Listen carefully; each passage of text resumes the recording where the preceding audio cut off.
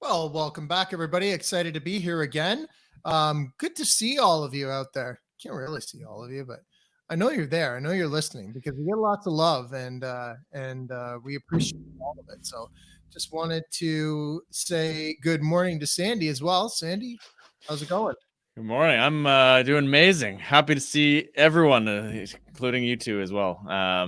Again, excited to be here and do another show and produce some awesome content for some great investors out there in Canada.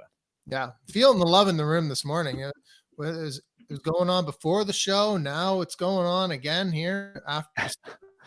So, what a great morning! What a great morning to learn about real estate, though. Everyone should go over to our website, breakthrough.podcast.ca. There you can listen to every single episode that we have ever put out over the last 6 years. There's a whole bunch of them there. You can go back and I think most of the stuff that we've got, we tried to keep it relevant throughout the ages. So going back should be beneficial to anyone who's just starting to listen, and I think you'll get some good nuggets no matter how far you go back. So you can get our free gift there as well, right, Sandy? The ultimate strategy for building wealth through real estate. You can definitely do that. Go sign up for a list there, and you'll never miss a show. You get some free stuff right away, and then hear about everything we got going on in our worlds with our real estate investing endeavors and property tours, all sorts of fun stuff. Yep. And go over to iTunes as well, please. If you haven't done that already, it would help us out a lot if you would just leave us a rating and review and tell us what you think of the show. We love the positive feedback, but we also don't mind a little bit of negative feedback or just places that we can improve on the show. That's always helpful as well. If you've got little tips or something that you haven't heard us talk about, we've covered most topics, but somebody was just asking today for us to follow up with maybe a bookkeeper for real estate. So that, I don't know if that would be an interesting topic that people would want to hear about. Why don't you go over to the comments right now and let us know what kind of things you'd want to hear about if you are watching this live.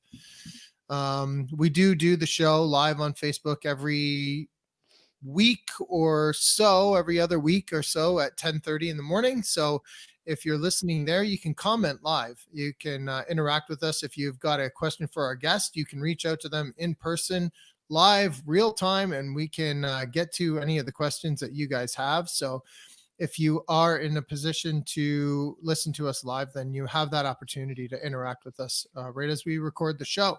And if not, you're still going to get great content, and you're not going to be able to see us. Of course, you're missing out there, but you'll still get all of the great audio content. So, whew.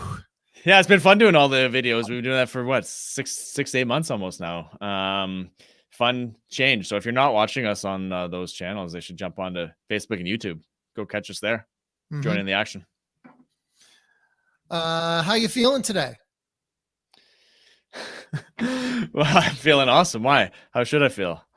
I was just gonna complain a little bit. Like mentally, I'm feeling great. Like I feel all good. But I took my kid to a trampoline park last night, my 8-year-old, and I tried to keep up with him for like an hour and a half, and that is actually pretty rough. So I'm feeling it today. So, the body's a little bit achy. Perfect time to sit around and just chat. Yeah, just relax and chat. So that's what I'm going to do. Normally I'm jumping around while we do the show, but today I'm just going to sit here. Okay. Fair enough. I can deal with that. All right. Is there anything else we need to get to before we go to the show, Sandy? Well, I've got a great interview lined up here. It's going to be exciting. I'm going to break quickly for some of our sponsorship here, and let's talk about some stock trading for about 30 seconds. Hey guys, Omar Khan here with Theta Trading Co. I wanted to tell you about episode 124 of the Breakthrough Podcast. We currently have a special offer for Breakthrough Podcast listeners. We're offering a free 1-hour live training session where we show how to instantly add stock options as a new income stream. Now, I've used this myself personally over the years to create a sizable real estate portfolio for myself, and there's no reason you can't as well. The cool thing is it only takes about 30 minutes a day, so if you have a job, or if you have a business, or you're just spending a lot of time with your family, you're gonna have time to incorporate this in your life if you take the time to learn this, okay? Now, we're also offering a 15-minute free consultation to discuss how our option strategy can work with your current investment strategy and really take your investment to the next level, okay?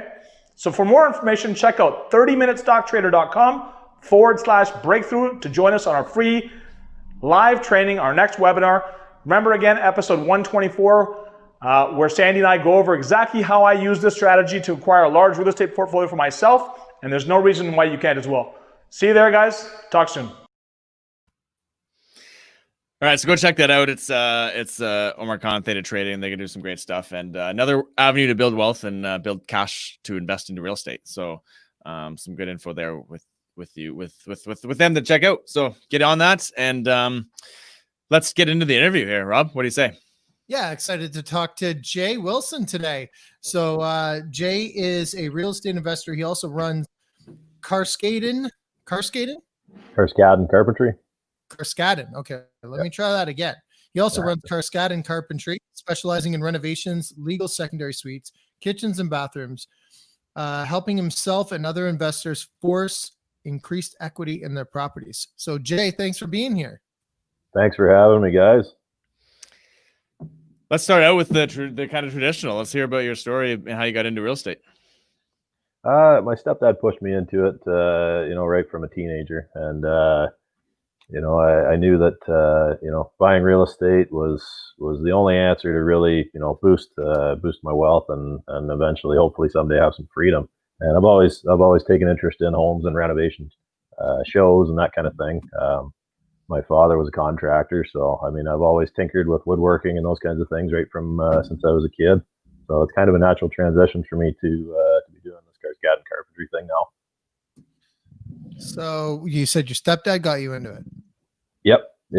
So my mom remarried when I was pretty young, and he wasn't so much an investor, but he did own a home since he was 24 years old, and he just kind of pushed me into it, and made strong suggestions that the real estate's definitely the way to go. It never goes down with his experience and my experience as well.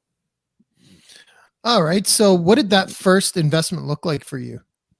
My first home was a townhome in Bowmanville, just a starter home.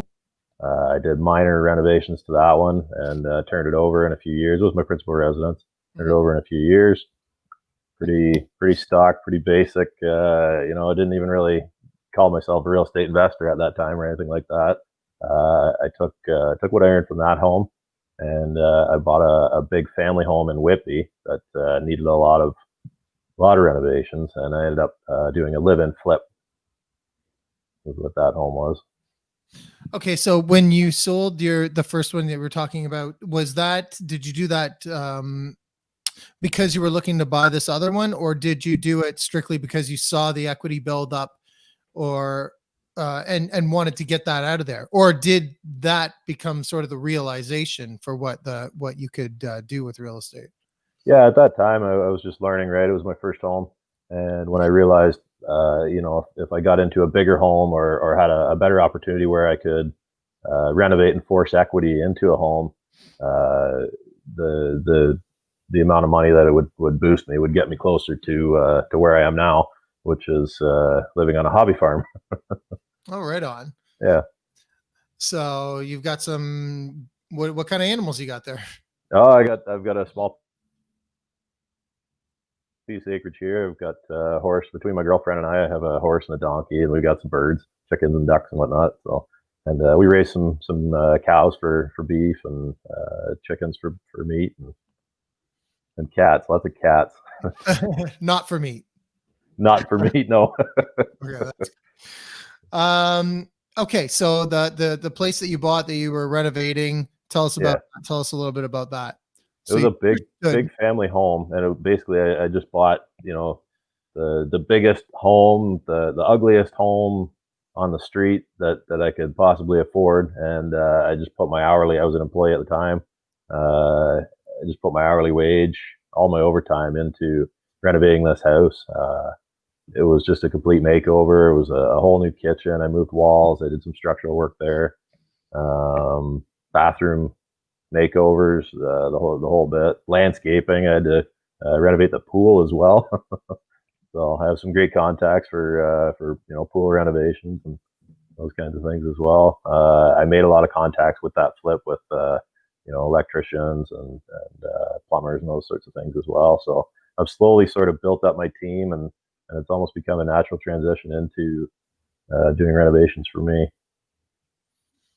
That is one of those things I think that would deter a lot of people. First of all, investors aren't super pumped about pools. In general, I think a lot of times we fill them in just for the sake of the insurance and all of that kind of stuff. It's sort of easier, but when you're looking at a place with a rundown pool to purchase to live in or whatever, those are the kind of the ones that are a little more deterring, I think, just because not many people understand a lot of what goes into renovations for a pool either. Mm-hmm.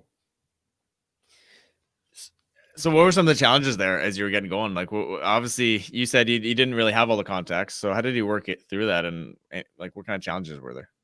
You just got to hit your network. Everybody knows somebody that knows somebody. Everybody knows somebody that knows a tradesman, right? So basically, I just ask friends, ask around, ask neighbors what type of sub trades they use, and you kind of go through your contacts that way. So did you just flip that one right away? Is that what you did? You fixed it? Was sorry, I lived in it for about 3 years. That was about a 3-year project. I was employed at the time, so it was like evenings and weekends was my renovation time for that one. And you did a lot of that yourself? Or yeah, it sounds like you hired out a lot of the bigger stuff. You hired out some electricians and things, but you did a lot of the cosmetic stuff yourself, it sounds like, right? Pretty much, yeah. I did as much of the renovation as I could myself, and with friends helping me and those kinds of things. But electrical, I don't touch. I don't like messing with that stuff. It's best to have a professional do those kinds of things. I had a panel change there. I changed the electrical panel there, and with moving walls in the kitchen and that, I mean, your entire layout changes, right? All your plumbing moves. So I used a plumber. I don't mess with that stuff either. If something goes wrong, then it's too much for a guy to fix up, right? Mm-hmm. Mm-hmm. Or you don't want to make insurance claims, those kinds of things. I'd rather have a proper trade come in and do the work correctly the first time. It's well worth every penny. Water is definitely one of those things that I don't like to mess with. You got to get the professional in there to do that, because I mean, for sure, you make a mistake, and I tried to do some plumbing repairs myself, and I was woke up at about 2 a.m. one morning to some noise, and wondering what the heck it was. And I went down into my basement, and it was pretty much there was about an inch of water on the floor. We'll just say that. Oh. So yeah, it's one of those things that you want to get done correctly for sure. And if you can do it correctly, great. But if you're sort of dabbling, I would say, get that official in there to take care of things. Yeah, I mean, I do a lot of that stuff myself at my own home, but when it comes to projects and rental properties and that, I just can't afford to have those kinds of mistakes, right? So it's best to just pay those guys that do the job correctly. We want to go through some of the numbers on that project, perhaps? Would that be interesting? Sure. On that flip, yeah. I mean, initially, I wasn't even sure that it was going to be a flip. It was just sort of a principal residence, but I knew it was way too much house just for me to live in. It was a 5-bedroom home, right? So what year was that I bought that? It would have been about 12 or 13, 2012, 13. I bought that place for $388. I put about 90,000 of my own money into it, and that included the pool renovation and everything. And over a 3-year period, I ended up selling that place for $750. Wow, that's 90,000. That's mostly free labor. On that's top all of that, right? my labor. So I mean, the majority of that is sub trades and materials. Oh, okay. So 90,000 actual money put into it. Yes. Not including what you did. Not including my time, no. Okay, gotcha. It'd be double. Oh yeah, I included my labor. Yeah, I would think it would have been closer to 200 range, right? Likely. All said and done, if you were outsourcing all that. Yep. Oh yeah. So you're 388 up to, well, you got a little, obviously, an advantage doing a lot of work yourself. You would have been 550 range if you hadn't done that. Let's say 550 to 6 on the high end. Yep. Yeah, I think so. Obviously, doing it yourself though, you're at 4, less than 4. Mm-hmm. Sorry, no, less than 5. Less than 5. And 750 on the outside, and then principal residence. So you get to keep all that in this beautiful country. We get the no tax on that. So that's a nice little turnaround in 3 years. Yeah, it was that's great. About almost, that's more than 3 years of income for the average person. So that's pretty cool. Mm-hmm. Mm-hmm. Yep. So that there probably sparked another side of it as well. So I mean, like the first one, you didn't really do much renovation, right? It was just all appreciation over the time that you lived there. The second one forced that appreciation, got a little bit more money. Where does it go from there? So from there, I bought this hobby farm, or my principal residence now, and this house needed some renovation as well. So I did some renovation here, pulled my equity HELOC out of this property, and bought a bungalow in Peterborough to legalize into a duplex. Okay. So tell us about that project. The duplex? Yeah. Yeah. So I was doing property tours with you, Rob, and we found this great little bungalow. It seemed like an easy one to convert into a duplex, raised bungalow. Yeah, we went for it. For it. What were some of the things that you thought were appealing about the place, like as far as layout goes, that kind of thing? Yeah, okay. I mean, the things that made it an easy duplex, upstairs was really very minimal renovation was required. It was decent. It was a well-maintained home. We added laundry upstairs, which you have to do for a legal secondary suite if you're going to have a legal secondary suite downstairs. The entrance was easy, very easy to split, being that raised bungalow, you're only going downstairs 6 steps and then upstairs 6 steps. We basically just divided that hallway. The front door came right in on the stairwell landing. We divided that hallway, and that was a quick, easy, fairly inexpensive way to split the entrances. Ceiling heights were fantastic. Even all the ductwork and everything, ceiling heights were great. Yeah. So you're saying you had 2 side-by-side doors at the front of at the front of the house. Yeah. 2 entry doors. One goes up, the other goes down. Yes, exactly. All right. Yep. So let's talk about some challenges. There must have been some challenges, whether it be mentally or with the project itself that you ran into. Let's talk about some of those challenges. Yeah, for sure. I mean, when you have to rely on some people, that could be a challenge. You're so eager to get things done. Like, I had to wait for my drawings, but then the permit was only a couple of days after you apply. Sub-trades can be difficult. I actually I hired a guy because I was still working full time. I hired a guy to do the bulk of the work and that, some of the framework, drywall, painting, the time-consuming, dirty work. Mindset is definitely a huge challenge. If you can get over your fears and jump in and take action, that's absolutely the best learning. Did anything come up as far as was there challenges that seemed super daunting at the time, but then you look back on them and maybe put them in perspective? Or is there anything like that? Like, as far as renovations go, was there unexpected things that came up in the renovation that you weren't planning on doing from the beginning, let's say, or anything like that? Yeah, actually, I guess one of them was the furnace. The furnace was original to the house, and the chimney, it was a gas furnace, so the chimney went straight up through the house, whereas the new style furnaces don't have a chimney like that. So I was kind of faced with an option. I could rough in the new exhaust and intake for the new furnace, or just replace the whole thing. Being that the furnace room, utility room, was central in the basement, it's a little more difficult to plumb in those exhaust pipes and that. So yeah, I guess that was kind of one of the challenges. Not really a big deal. I mean, the whole project for me was pretty fun. I really didn't have any major hangups or any daunting challenges, so to speak. You know, when the challenges come along and you know it presents just another hoop that you have to jump through, you just work your way through it. And you know, for the most part, it's the duplexing is easy. I mean, there's generally it's you know, straightforward construction, basic skills, along with a few building codes that you just have to follow.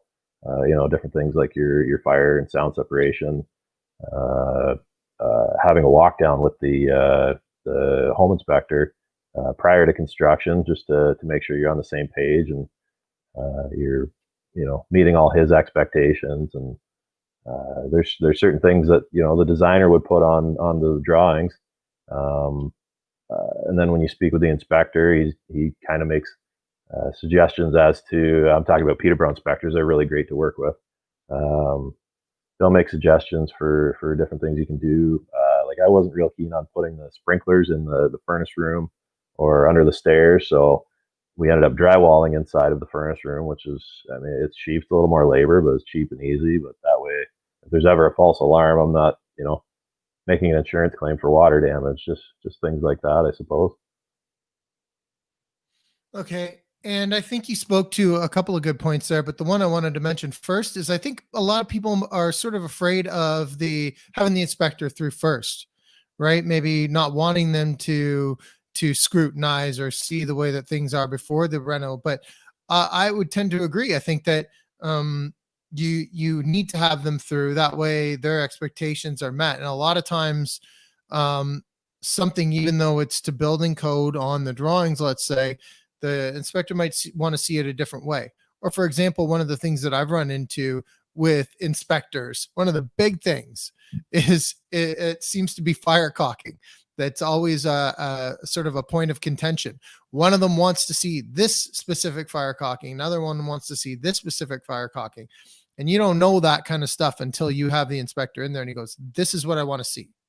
And so to avoid headaches and stuff in the future, yeah, just have them in and have them walk through and they'll tell you, this is what I would like to see here. So when I come back next time, make sure it's like this. And that saves yourself a lot of headaches. Absolutely. And the other point is, so you decided to go with the new furnace. Is that what I think you were saying? You could have left it in anticipation of the other ones, which is actually more of a foresight, I think, than a lot of people would have to begin with. It's like, well, you know, it's working fine now. A lot of people might not even understand that it requires a different type of exhaust with a newer furnace than the one that's in there. Yeah. So that's like a sort of a next level foresight that you had there. But then I think I would agree with that too. And I'm sort of coming around when it comes to renovations. And Sandy, I know that you've been sort of on this side of things before, but when I started, it was more like, okay, let's see how much money I can save. So I want to walk that line of how little money can I put in to get the best return? But not necessarily always the best way to look at it. I think especially if you're going to refinance a project after the renovations are done, it's well worth your while to do as much as you can to get everything up to where it needs to be so that you can avoid repairs in the immediate future, first of all, but that the place is going to look good and it's going to rent well.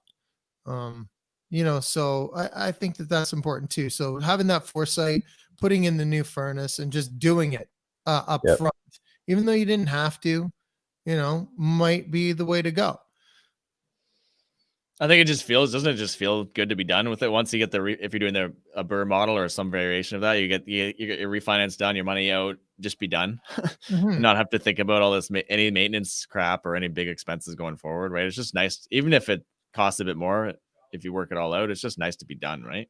Mm-hmm. Yeah, I mean, it's one of those things like that one. I did have to kind of ponder about it and think about it, and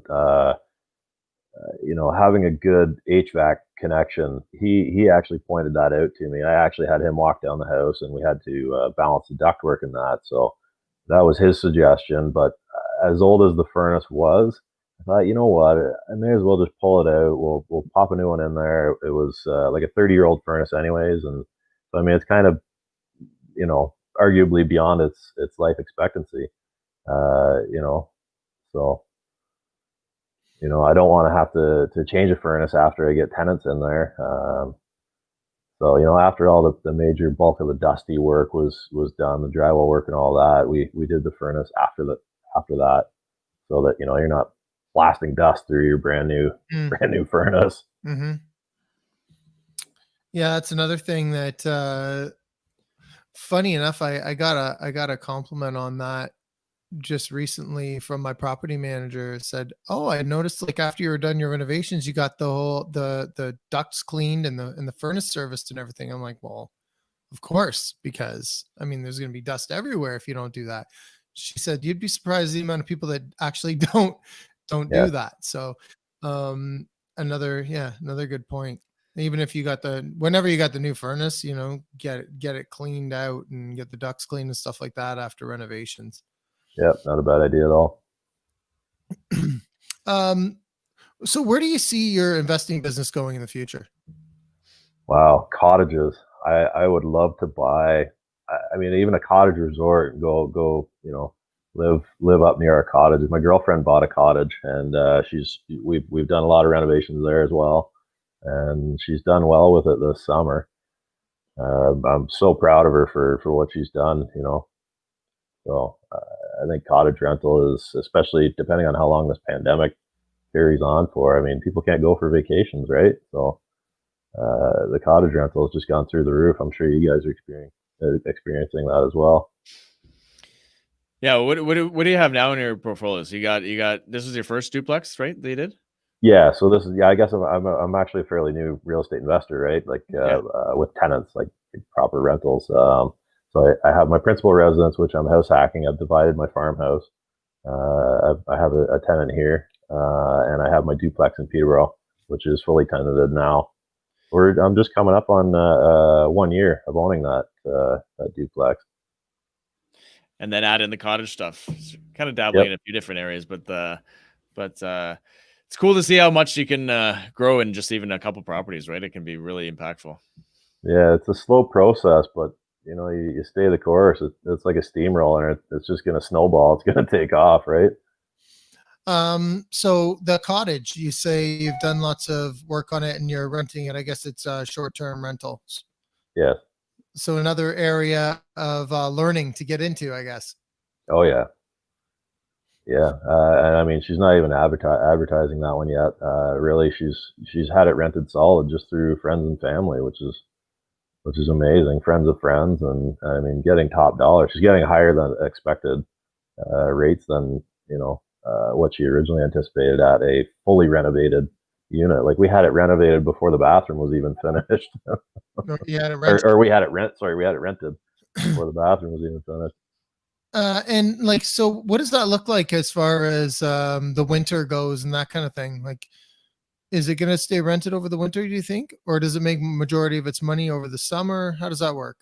Oh, I mean, she will cash flow over the summer. All expenses covered, and have some money for more upgrades beyond that. But currently, it's 3-season, so future upgrades are going to be well and septic and a little more insulation. And then we have a 4-season cottage. It's on a municipal road. It's very easy access, which is great for renters. Directions are super simple. So, but yeah, we'll be going. We'll be renovating that one into a 4-season unit as well. You can rent them all year round. There's great ice fishing as well. Probably should have had her on to talk about that, I guess. Yeah. Well, we'll have to have her on next time too. Let's talk about the company. Let's talk about how the Carscadden Carpentry and how you kind of transitioned into that. And I mean, ultimately, you're kind of almost you're doing that and you're a full-time investor, basically. They're kind of go hand in hand, right? Pretty much, yeah. So Carscadden Carpentry, it just kind of happened organically, right? I was laid off. I'm a crane operator. I was laid off at the beginning of the pandemic, and friends and family all know that I've been doing these renovations, the flip and this and my duplex.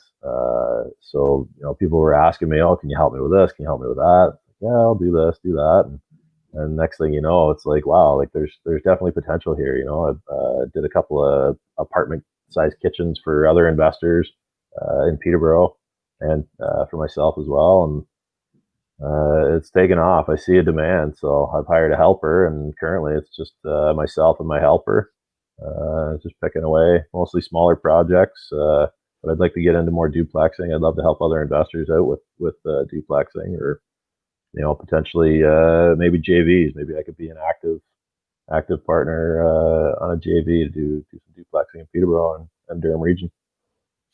I find this so interesting because you and I had this conversation a little while ago, and like crane operator, that's no joke as far as careers go. Like that's a good, it's a well-paying job. But they've called you back and you didn't go. Yep, that's correct. Yeah. So this is actually taken off for you. You've decided to transition right out of that and do this renovation thing full time. And you've been doing that, since the beginning of the year, essentially. Yep. So yeah, yeah. I mean, I've always enjoyed this type of work, and if I can make a go of it, I don't have to drive to Toronto anymore. I don't have to be married to a crane, because in crane rental, you go when your crane goes, right? You don't have a choice. You show up and you're there for the day until the job's done, and that's just how it is. So I'm not really. I don't really want to be married to a machine anymore. I'd much rather do this. It's more of a challenge. It's more exciting for me. Working with my hands is so much more satisfying. When I build a kitchen for somebody, or whether it be just in an apartment or somebody's dream kitchen, it's so satisfying at the end of the day to see what you can create with your hands. And I've seen some of your renovations and they look fantastic too. Thanks, Rob. To say that. But so like this is a big jump, right? So it must have been a little bit scary, I guess, to take that transition and decide to go this way. Sure, absolutely. I mean, going from a union job, a 6-figure income with full benefits, to working, being self-employed. Yeah, being self-employed. Not paying into a pension, those kinds of things. It's scary. And getting started, it's certainly a pay cut. I can't pay myself what my total package was as a crane operator, but I mean, this definitely has potential in the future to become something more than that. But I mean, it's not even really about the money. It's about my peace of mind and enjoying what I do. And it's amazing, like that you can make that transition and pick a lifestyle over just being tied to a job, like you were saying. So that's fantastic, and congratulations on that. Thank you. Yeah, congrats. It's exciting to see people that do that, and even just probably having those few real estate experiences would, I'm sure, help with the confidence to go forward with that. And being more, you're going to be more ingrained in that world. I think you're going to probably even you'll probably end up building up your portfolio a lot over time, just being more in the world, right? More entrenched. You're probably going to build up your confidence and skill set to acquire more and build a pretty cool life. So that's exciting. I love seeing people transition full time into the real estate world. It's always fuels some exciting accomplishments. And I guess the duplex has got to somewhat take care of you a little bit on, like, as far as the cash flow goes, just a little bit of a backup to be there and help out a little bit every month. Yeah, it's great. I'm cash flowing well on that duplex now. The rates are much higher than we actually anticipated when we bought that place. Great. The rental rates are significantly higher. So do you mind us hearing what they are? What is Yeah, so it's a absolutely. 3-bedroom upper, 2-bedroom lower unit. Is that right? That's correct. Okay. Yeah. So the upper unit, I'm getting 1750 plus hydro Okay. for the 3-bedroom, and for the lower unit, I'm 1650 plus hydro. I actually split the hydro meters, so I'm only paying gas and water and sewer. Yeah, those are pretty good rates. All right. What else? What are we going into here? What type of systems do you use to help your business be more effective? Oh man, right now it's just it's kind of all in my head. I don't really have any great systems, to be perfectly honest. Like, I have an envelope of receipts in my truck. I've got to employ I've got to employ some systems and refine my business. With quoting, the more quotes I do, the easier it's getting. Like, to install a door is a flat rate. To do so much lineal footage of trim is a certain rate.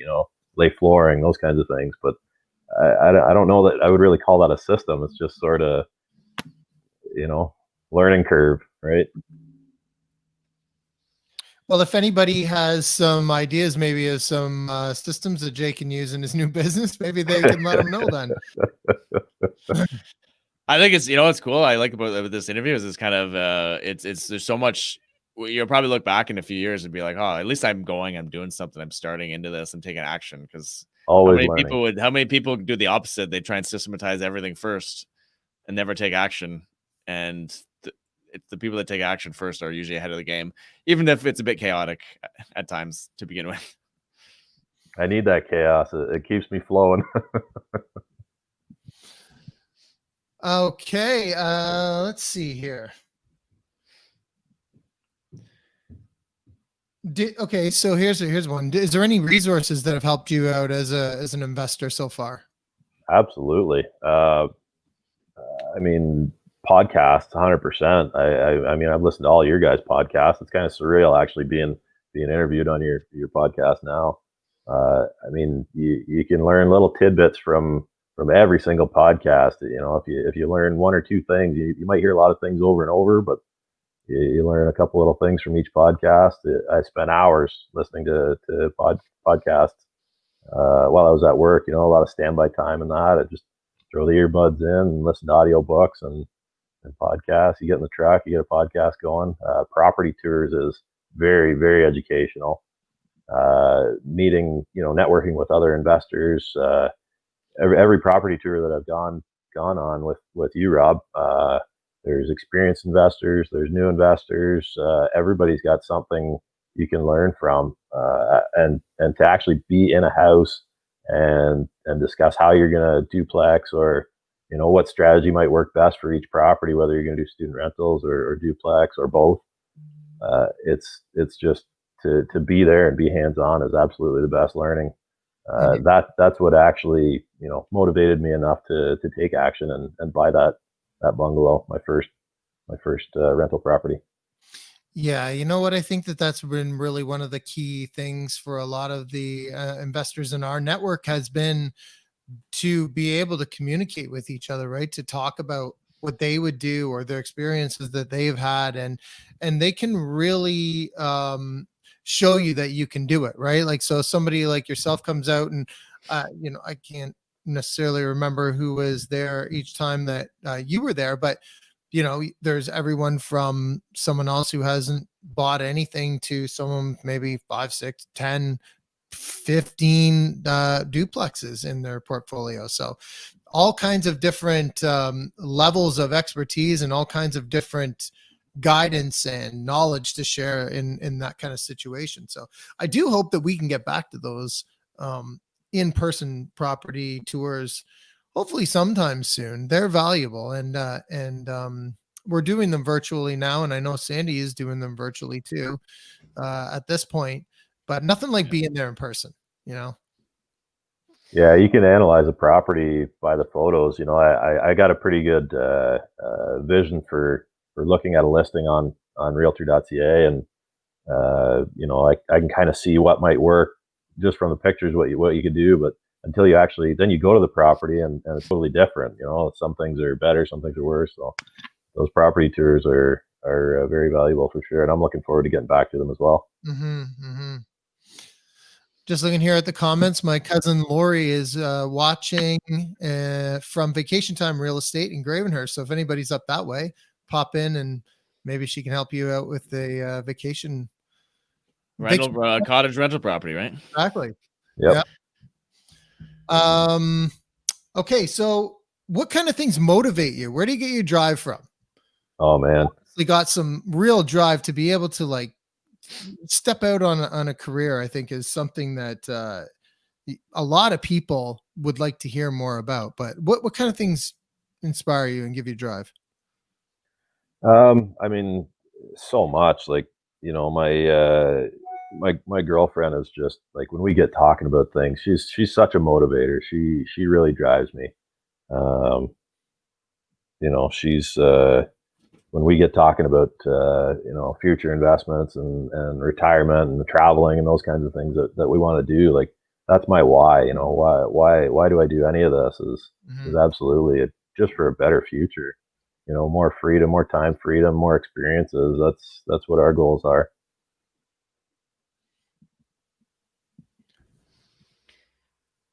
All right, Jay. Well, I guess the last thing we want to touch on and is how can people get in touch with you if they want to talk to you about renovations, maybe talk to you about your investment experience, that kind of thing. How can people get in touch with you? Yeah, so I mean, you can call me at 289-356-6135. If you want to talk about, you know, duplexing, or you know, if anybody's looking for a quote for some renovations, Peterborough, Durham region, you can check out some of my recent projects on my website at Carscadden I'm on Facebook as well, Carscaddencarpentry.ca, or my personal profile. Please feel free to reach out. I'm happy to help people plan projects, and I'm always up for a good chat with any real estate investor. Awesome. I think that Peterborough area is booming, right? That's crazy. People are going that way. So I'm sure there's lots of people that could use some services from you, or just connect with you know, around your experiences of what you've been doing there, right? I hope so. And we'll put those links in the show notes so that everyone can just click over there and see exactly how to get in touch with you. So thanks, Jay, man. Really appreciate you coming on today. Thanks for having me. This is fantastic, guys. I really appreciate it. And Sandy, how can people get in touch with you? 289-389-6846, or my email, which if you're watching, you can see it on screen there, sandy@mckayrealtynetwork.com. And you can reach me at rob@mrbreakthrough.ca. Well, thanks everybody for watching and listening, and we'll see you next time.